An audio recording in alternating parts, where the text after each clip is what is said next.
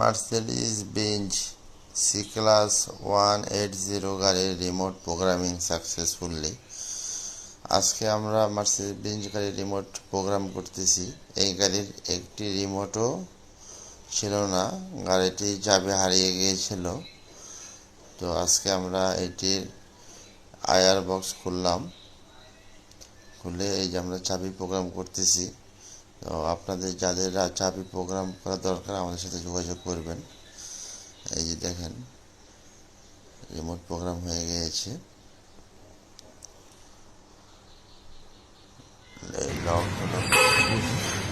এই গাড়িটি একটি চাবিও ছিল না, সব চাবিগুলো হারিয়ে গিয়েছিল।